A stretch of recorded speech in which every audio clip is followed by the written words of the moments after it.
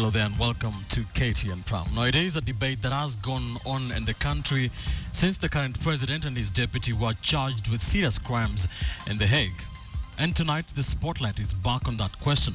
It comes in the wake of a number of developments in the country involving several leaders on both sides of the political divide. For instance, Lamu Governor Issa Timami was arraigned in court last week, but he remains in office. Political activist Moses Kuria, who has been charged with hate speech, is now the candidate for TNA in Gatundu South, and many other leaders walk down court corridors and still keep their jobs. Linda Ogutu is in our talk studio, and she will be speaking to a panel of lawyers on this question. Linda, what can we expect? Yes, Ben, it is an important conversation in the country. The integrity question that is presented in Chapter 6 of the Constitution. And here in studio, I will be speaking to two advocates of the High Court, Kibe Mugai and Edwin Sifuna. And tonight, we shall be asking on the big question, should public officers facing criminal charges resign from office? Our hashtag tonight on Twitter is suspect leaders. You can also give us your thoughts via SMS on 22155. You can tweet us at KTN Kenya. But for now, let's return to Ben for a look at the top stories tonight. Indeed. And we begin here in the city where the Machakos Senator Johnston Muthama earlier today recorded a statement with the police of alleged hate speech. Muthama presented himself at the Kilimani police station following a summons by the police.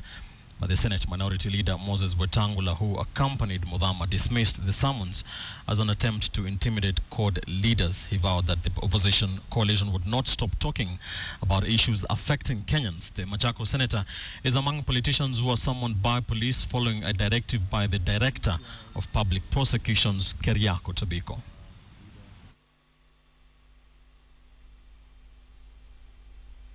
We've seen a trend that has emerged in this country that is totally unacceptable, of engaging a reverse gear on all the gains that we have made in civil liberties under the new constitution.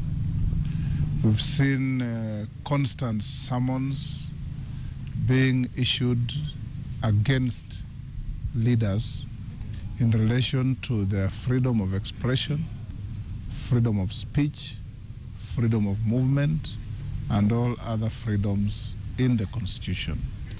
We as CORD leadership say loud and clear, this is unacceptable. We will not accept our leaders to be intimidated. And in another political development, the National Alliance Party's Disputes Tribunal has cleared Moses Kuria to vie for the Gatundu South parliamentary seat. The tribunal had been called in after the TNA nomination results were disputed by one of the losing candidates and a section of TNA MPs. KTN's Wilson Buru reports. The journey to becoming the Gatundu South Member of Parliament for Moses Kuria is now well charted. The party's Dispute Resolution Tribunal, probing his controversial nomination, has cleared him to run in the upcoming by-election. A section of MPs had protested the manner in which the TNA party conducted the nominations, claiming that the process was openly manipulated to ensure that Kuria was given the party ticket. The legislators, led by Kieni Member of Parliament Kanini Kega and Kandara's Alice Wahome, termed the primaries a sham and called for the revocation of the certificate granted to Kuria and a fresh nomination. Evidence emerging is that the person who was declared the winner during that day is not the person who won the nominations. The ruling brought joy and relief to Kuria's camp, who called for unity as the by-election approaches. Former MP Joseph Ngugi's widow, Joyce Ngugi, who came in second during the nomination, however, said the process was not satisfactory. It is an indicator that the largest party in East and Central Africa has actually come of age, and we look to march to the future, to march other parties like the ANC in South Africa. Kuria is no stranger to controversies. He is currently facing a legal battle to clear his name over hate speech charges after some comments he posted on Facebook were deemed to be inciting. He appeared at the Nairobi Chief Magistrate's Court, denied the charges, and was released on a 2 million shillings cash bill and a 5 million shillings bond. There was also another controversy after blogger Robert Alai alleged that Kuria and political commentator David Matsanga planned to kill him. Alai released an audio file on the internet which purported to be a conversation between Kuria, Matsanga and another party. Sources in TNA, however, say Kuria is favored by President Uhuru Kenyatta for his combative and energetic nature, which was exhibited when he was a regular guest on KTN's Sunday talk show Checkpoint. I cannot believe that, Professor, you are holding brief for the British. I mean, Chinese were not colonized by the British, were they? With Gatundu South being the president's backyard, it is widely expected that Kuria will clinch the parliamentary seat during the by-election slated for August 7th. Wilson Buru, KTN, Nairobi. Let's now go to another new development in a story we covered a short while ago.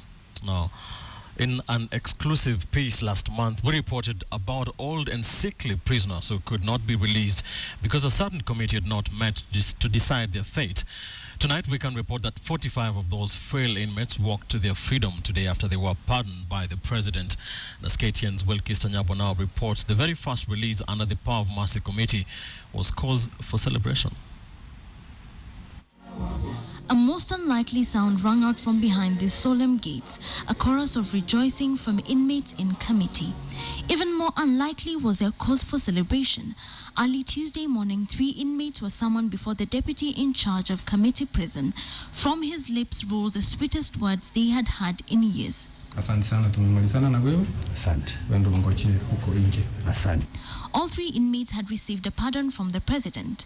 Peter Kalunda entered committee when he was 24. He was accused of robbery with violence and sentenced to spend the rest of his life in prison. He served 18 years at this prison and even formed a musical band before his luck changed. 36-year-old Valentino Wol Ayi has spent just over 8 years in committee. A foreigner, he was arrested in Kakuma and charged for robbery with violence. During his time here, he learned the national language and tried to make peace with his fate until Tuesday. At 69, Daniel is looking forward to meeting grandchildren and great-grandchildren born after his imprisonment. Charged with the murder of his wife, he was sentenced to death, then to life in prison, and today granted his freedom. Ninapata leo asubuhi. Nilikuwa kazini. Nafanyaga huku kwa viatu, nafanyaga kwa leather. Nikakuja nikaitwa nikaambiwa toka twende. Sikujua ni wapi. Kupika kwa nyumba ndio nikaambia chukua mzigo yako na wachiliwa. The 3 were among the first batch of 45 inmates recommended to the president for release by the Power of Mercy Committee established under the Constitution. Ni wengi walioachiliwa kwa jela zote Kenya, zaidi ya 40 na kitu, yani zaidi ya wafungwa 40 na kitu. Lakini kwa wale ambao wanaishi hapa Kamiti ambao wamefaulu ni 3. Hakuna mtu atakaa hapa milele. Siku moja hao watatoka kambi nimetoka leo. Hata sikuamini kama natoka leo. Kwanza hata sasa hivi mpaka sasa sijaamini. Taamini labda nikilala raya nikiamka kesho ndo taamini. It's God because even myself I cannot tell. Because kuna watu wengi wako mahali hapa wamekaa sana, wengine wana over 28 29 years. But as it began to sink in, they began to make plans, some to be fulfilled in the long term. Sabla tukienda Sudan, tena mashinani niliesia makijana, wacha kukubali mambo ya wanasiasa kupotesha sisi. Nitaniambia wa maana ya amani na upendo na unity ni nini. And some more immediate. Natarajia kwamba watanipokea vizuri na ninajua kwamba ng'ombe itachinjwa. Imegharimu mkono wako hii kutendeka. Their bags packed and the final prayers said, they set off, waving goodbye to their friends and stepping out to the warm welcome that awaited them from family members. Peter, a native of Mombasa, set off alone to find his way home. Valentine, a refugee, would be handed over to the police. And Daniel set off with his family, each savoring the sweet taste of freedom. With the release of these 3, inmates who have written to the Power of Mercy Committee for consideration now have cause to hope that one day they too will walk out of prison free men. Wilkis Tanyabo, KTN in committee. Life changing for those former inmates. Let's now take you to that integrity question, and you can join the conversation via social media on #suspectleaders. Now, the case of Lamu Governor Issa Timami and the Gatundu South TNA aspirant Moses Kuria have reignited debate on Kenya's integrity principles. The former committee of experts now says Chapter 6 of the Constitution on leadership and integrity was watered down by the 10th Parliament to give politicians an easy pass. KTN Samogina now reports on the thorny issue of integrity that continues to dog Kenya's public affairs. No good reason to continue holding the respondent in custody. Down at the coast, despite facing charges similar to international crimes, slapped with murder, forceful transfer of population and terrorism charges, Lamu Governor Issa Timami remains the county's boss. In Gatundu South, even with a criminal case on hate speech following the TNA strategist Moses Kuria, he has been cleared to run in the Gatundu South by-election. And Machakos Senator Johnston Muthama is now the latest parliamentarian to record a statement over alleged hate speech, begging the question, is the leadership and integrity chapter in the Constitution really working? In the sense that the threshold for integrity, particularly for elective offices, was completely lowered. There's actually no process by which you assess integrity. In aspects of how it is couched or framed, I wouldn't say that there are any gaps or loopholes. The defunct committee of experts was tasked with the drafting of the final version of the Constitution, but members of that committee blamed the political class for tampering with the chapter on integrity and reducing the impact it was intended to have. The COE also raps the 10th Parliament for weakening the Leadership and Integrity Act for the sake of self-preservation. The MPs are able to, manipulate them to suit their needs, and that's what we saw happen, especially when it came to the leadership and ethics, Ethics and Integrity Act. There is a general consensus, however, between the former COE and the Commission for the Implementation of the Constitution on effecting the chapter. Both agree that in a case of criminal proceedings against an existing or a potential public office holder, natural justice principle of innocent until proven guilty overrides any other interest. The fact of someone being charged of any offense is not itself an assessment of their integrity. I don't think anyone will be able to run for office in this country, because all I need to do is, if I know you want to run for office, is rush to a police station, report something, make sure you're charged in court, and then just go to IEBC and say, hey, so-and-so has an ongoing case. In many parts of the world, some leaders have held themselves to a high standard, even where the law did not provide for it. In South Korea, the Prime Minister Chung Hong-wan resigned over the deaths of 200 students in a ferry tragedy. The South Korean PM taking responsibility for slow reaction in the ferry tragedy. In India, a top official resigned in February after a stampede at an Indian rail station killed 36 people. And in the United Kingdom, top counter-terror officer Bob Quick resigned in 2009 over a security leak that resulted in anti-terror operation being pushed forward. In all the three scenarios, the integrity was not directly linked to the events, but the expectation of their officers took priority over everything else. Experts say Kenya lacks the culture of morality. We're also telling Wananchi that at the end of the day, the call for electing leaders with integrity is not about leaders being stopped from standing. It is also by Kenyans refusing to elect them. Samogina, KTN. Tonight we are talking about your leaders, and we are talking about Chapter 6 of the Constitution on integrity and leadership. And on the big question we are asking you, should public officers facing criminal charges resign from office? Tell us what you think. SMS yes or no response to the number 22155. You can also send your views via our social media platforms at Ben_Kitili, at KTN Kenya, at Linda Ogutu, and the hashtag is Suspect Leaders. Right, let's now take this conversation to the next level. I take you to our conversation studio where Linda Ogutu will be speaking to a panel of experts on this hard to legislate but thorny issue. Linda. Indeed, Ben, let's take this conversation to a different level. I am having this conversation with two gentlemen, Kibe Mugai, an advocate of the High Court. Thank you so much for joining us. And of course, Edwin Sifuna, an advocate of the High Court as well. For purposes of this discussion, we are not implying directly or indirectly that anyone is innocent or guilty. This is a discussion that we need to have as a country. It determines the kind of leaders that we will end up having. Gentlemen, let's begin with that scenario of Moses Kuria. This is a man who's trying to clear his name of allegations of hate speech, and of course that allegation by blogger Robert Alai, but then he has been cleared to run in the Gatundu South by-election. Is Chapter 6 of the Constitution really working? Kibe, let me begin with you. I believe that Chapter 6 is in operation and it is working because there are two processes here, and there are at least 3 important High Court decisions on the matter to do with integrity. The important one would be able to say is the case of international conflict and organization, the NGO, versus Uhuru Kenyatta and William Ruto. And in that, a 5-judge bench of the High Court decided that when you are dealing with an integrity, matters to do with integrity of a person seeking elective office, then the High Court must bear in mind that the determinant of who is going to be elected are the people themselves. Article 1 of the Constitution of Kenya says that the sovereign power vests in the people of Kenya. And the judiciary, executive and parliament, they exercise what is called delegated power. And therefore the decisive point was, if a question has been reserved to the people by the constitutions, then the judiciary must leave it to the people by not interfering with it.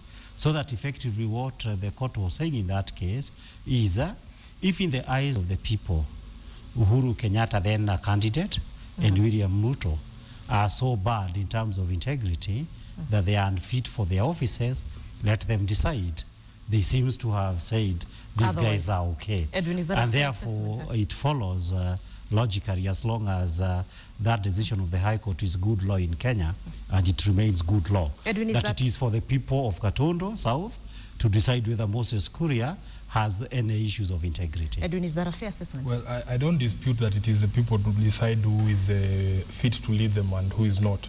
But you should also remember it is the same people who promulgated this particular constitution.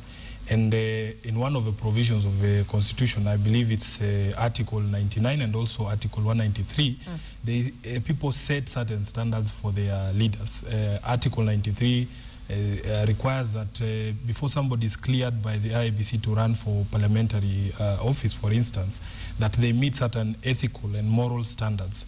And it goes on to give Parliament the power to actually enact the law to operationalize that particular article. So it is the people of Kenya who wanted that there be certain minimums that somebody who wants to run for office has to meet.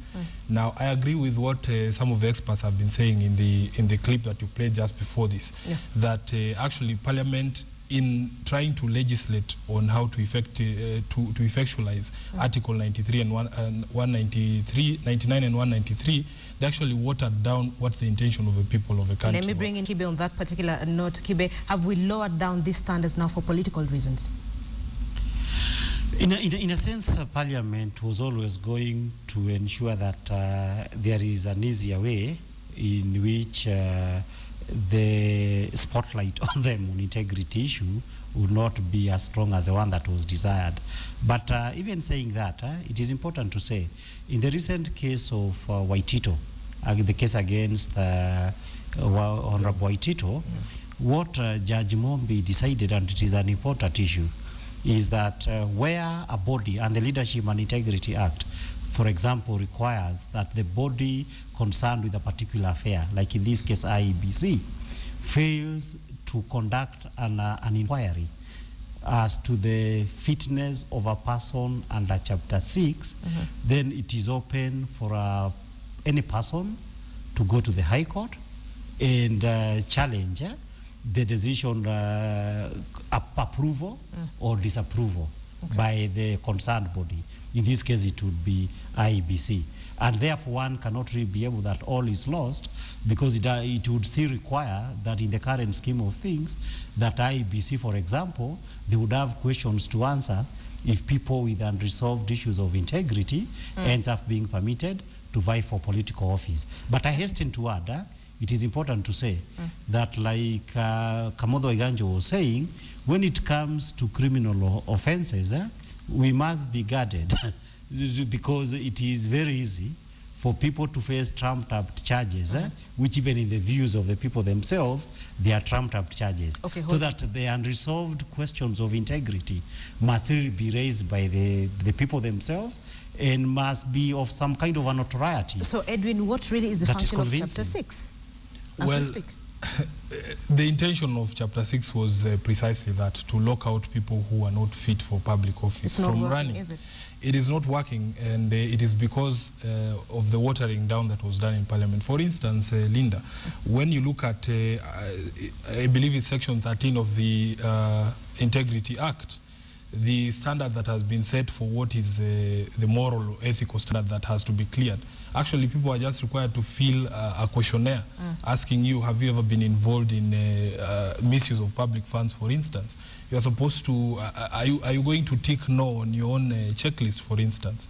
But the concentration on criminal law is not what should happen, because I agree with Kibe when he says on issues of criminal law, first of all, we are hamstrung by the provision of Article 50 that requires that everyone is presumed innocent until proven guilty. And also under Article 99, it still requires that before somebody is disqualified from an election, that they have exhausted all appeals in their cases, or even opportunity for rectification of the decision against them. Okay, let's cross borders a little and look at a scenario in the United Kingdom in 2004. That is, UK's Home Secretary David Blunkett resigned amid accusations that he used his position to fast-track a visa application for a nanny. In his resignation, he said he had done nothing wrong, but said questions about his honesty had damaged the government.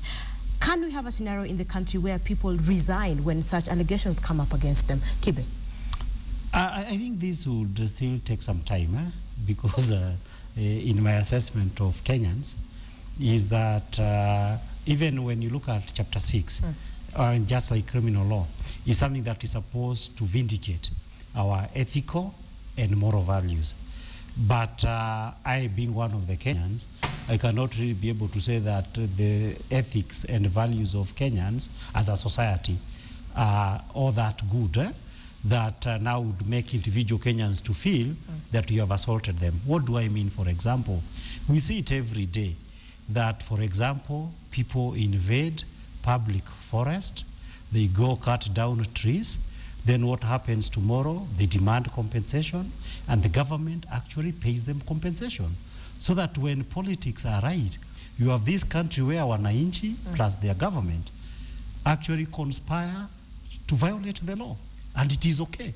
So such a society, in my view, you cannot measure it with other societies that would probably be offended by this kind of Edwin, have we brought this to ourselves? No. I don't think we have brought this to ourselves. And I believe that in passing the Constitution with the requirements in Chapter 6, we recognized our own problems and our own weaknesses. And we said, as much as this is a society that is pervasive in allowing some of these things that Kibe is talking about, we are going to hold our leaders to a higher standard. That maybe if we get the best crop of people to lead us, we might end up in a society that is ideal.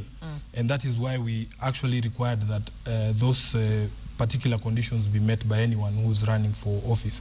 And by the way, if you look at Section 13, that seeks to operationalize some of those qualifications that have been set under the Constitution. Things like even honesty, like giving honest statements to the public. It is right there in black and white. But we see even statements from cabinet secretaries that are absolutely ridiculous. And everyone sees that this is an open lie, but nobody ever takes responsibility for them. Gentlemen, we have to end it at that. Kibe Mugai, Edwin Sifuna, advocates of the High Court, thank you so much for speaking to us on the integrity issue. And these gentlemen were helping us to understand the issue of integrity and our leaders. How far have we sunk as a country, and where are we heading? I'm handing you back to Ben Kitili. Thank you, Linda. Linda, they're talking to a panel of experts, just trying to shed more light on the issue of integrity and leadership. And that was the basis of our big question tonight.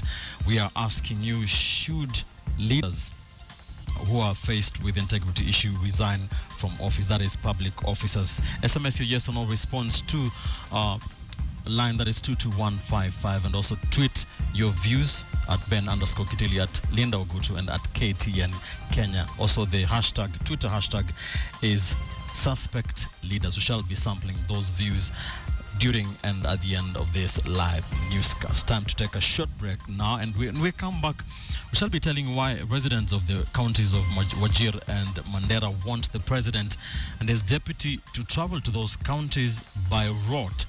That is after this break. Don't go too far. This is KTN Prime.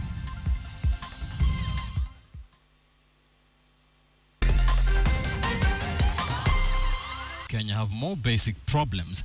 If you want to know how, just try traveling by road from Nairobi to those counties. KTN's Ian Ofula took the ride, and as he now reports, those residents actually want the president himself to give it a try in order to understand their daily ordeal. Take a look. The escapades of our journey officially began at Shanta Abak, the first roadblock on the Garissa-Wajir road, after spending the night in Garissa town and bidding goodbye to tarmacked roads. We came across a furious truck driver who had been ordered by the administration police to stop for checking. Efforts by the officers to have him make way for us were met by his equally stubborn co-driver, who locked himself in the truck. Our only option was to make way for ourselves, having to lift heavy truck tires that had been used to barricade the road. And so our counterpart got an idea too. Harsh terrain, scorching sun, and hardly anything to sightsee other than large tracts of bare land were the order of the day. And our driver Ahmedine was not having it easy. Unpredictably, we got stuck in the thick layer of sand that widely characterizes the roads in the area. It seemed fun at first, and with all the energy, the five of us got out and pushed our caravan back and forth until we made it out of the sand 30 minutes later. And it happened again. This time round, not only were we stuck in the sand, but also the bottom of our vehicle had been trapped by the ground beneath, and the only way out was to get dirty. Our hands were complemented by the basic tools we had, trying to dig out as much sand as we could. We were slowed down by the wind blowing sand dunes to our direction. Yonder, some help lurked, the sight of a bus. However, we were not sure whether the occupants would spare their time to save us. Meanwhile, our driver kept digging all by himself. And like manna from heaven, a crowd of abled men emerged from the desert storm, while its other occupants, mostly women and children, stayed back. They suggested a new tactic, shaking and lifting the van, and this too was proving to be difficult. We were informed that the bus was on its way to Mandera from Nairobi, meaning that they had about 400 kilometers to cover to their destination, yet they chose to help us. 25 years gari hapo barabara hii ambao hapo bali tumekoma nimewahi kusoma hapa kaza siku 3 na bado shida ndio hii. We are appealing to the president, His Excellency the President, and his deputy William Ruto, and the Jubilee government in general, one day to come and use a vehicle in this road and see how we are suffering in this road. The only solution left was for the bus driver to tow us for the next few kilometers until we got to better grounds. On our way, we encountered a group of men in a similar vehicle to ours. They too had gotten stuck quite a number of times. Theirs was to deliver the herd of goats to Wajir. At the front of their van was a mother with a 1-year-old baby who was very sick and needed urgent treatment that was only available in Wajir. Wanawake wenye uzito wakijifungua hakuna namna vile unaweza peleka kwa haraka kwa wale waende wa deliver kwa hospitali. Shida yao ni kukaa tu, unaumiza hao kwa njiani mpaka wanajifungua, either mtu anakufa na mtoto. 8 p.m. and we were stuck again. Blank stares, silence, and a lost battle. We had even contemplated on sleeping in the van, only until Abdikadir, a cab driver, and his clients stopped over. told us that we had a stronger car than his and giving up was not an option. Kuna wanyama, kuna simba, kuna fisi. Ndio mimi nimeshangaa na nyinyi wakati mlisema wanahabari ati tunataka kulala hapa leo usiku. Wajira hata tujafika. Nimetoka Garissa saa 1 asubuhi. Na sasa hivi tumesimama tujui kama tutaliwa na simba, tunasikia kuna mafisi huku ya Arabi. Mungu atusaidie. Abdikadir and his clients went on and attended to the vehicle while we watched over, using a number of rocks that he had carried in his trunk. Right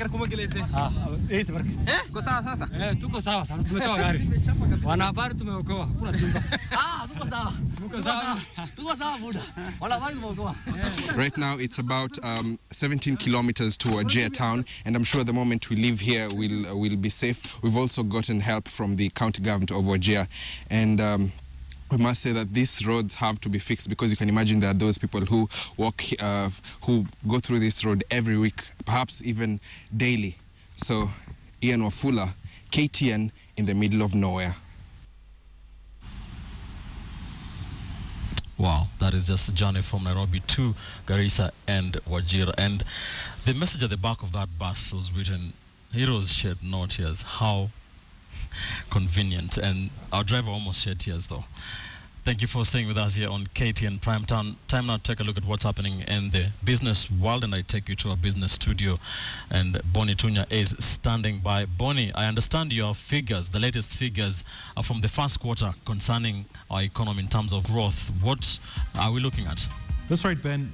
I have figures, but not good figures, because we're doing 4.1%, down from 5.8%, so nothing good to write home about.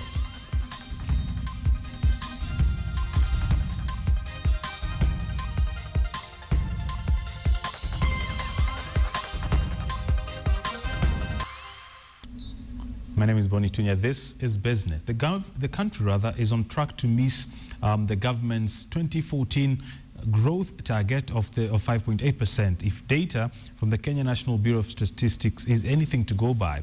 Latest figures indicate that the economy grew at 4.1% in the first quarter, putting it a damper on the government's ambitious forecast. But is there any recourse? Adlet Jengole inquires. The day is June 12, 2014, and Treasury Cabinet Secretary Henry Rotich is heading to Parliament to read the 2014-2015 financial year budget. Forecast our economy to grow by 5.8% and 6.4% in 2014 and 2015 respectively. This translates to a growth of 6.1% for the financial year 2014-2015. But fast forward to June 30th, and the news that greets the country is anything but great.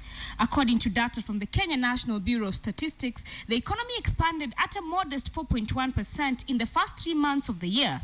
The current feel in the market is the government projected outlook maybe will be slashed to around between 5.2 or maybe 5.5% for the whole year going forward. As expected, the worst performers were agriculture, which posted a paltry growth of 2% in the quarter, while tourism posted a negative growth of 3% following the US and UK travel advisories that saw tourists flee the country.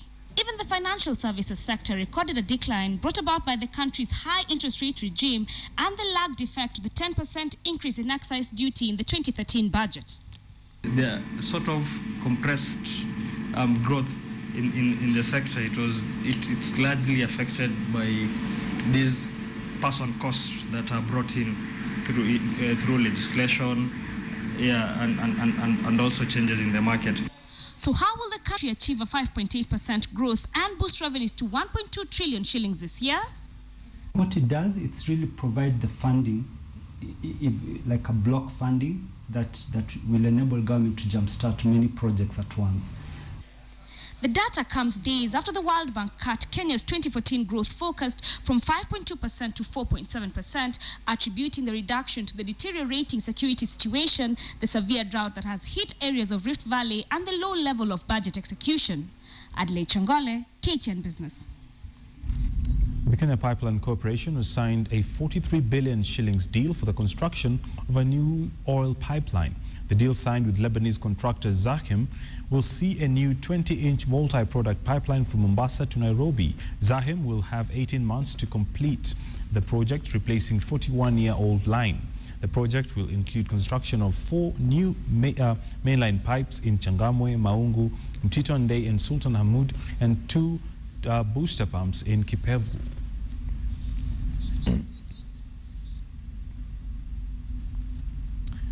Equity Bank has offloaded its entire 24.7% stake in mortgage lender Housing Finance to Britam.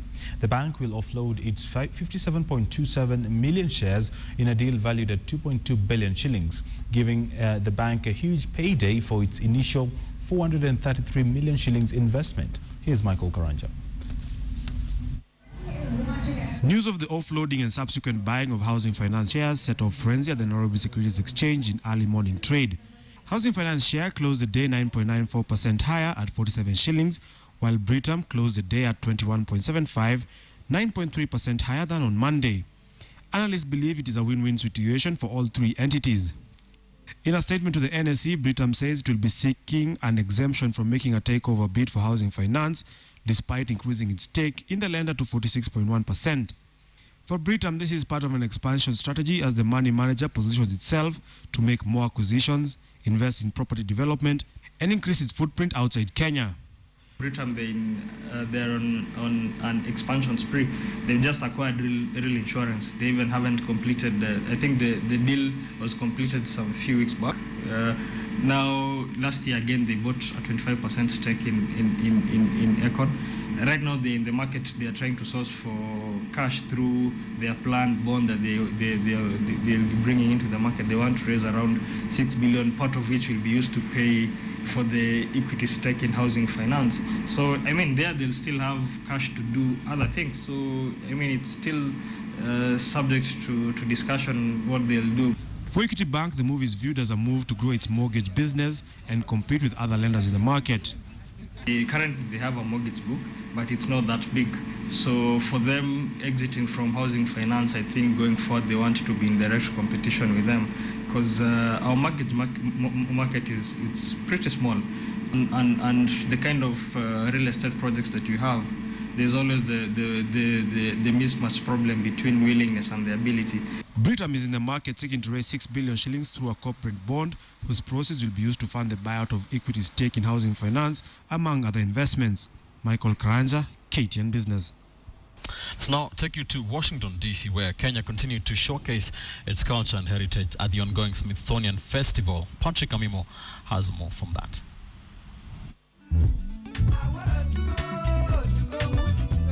The Smithsonian Folklife Festival that is being held in Washington, D.C. has seen performances every day since Wednesday last week, with Kenyan musicians treating the audience to various kinds of cultural music. Kenyan performers are showcasing Kenya's diverse cultures. The audience has been treated to Kenyan benga music. The festival, though, allows us to experience one-on-one with artists, storytellers, dancers, cooks, musicians from all over the world, the people who actually create the objects that we see inside the museum. Samba Mapangala and his band were expected to appear on stage during the Kenya Diaspora Day concert.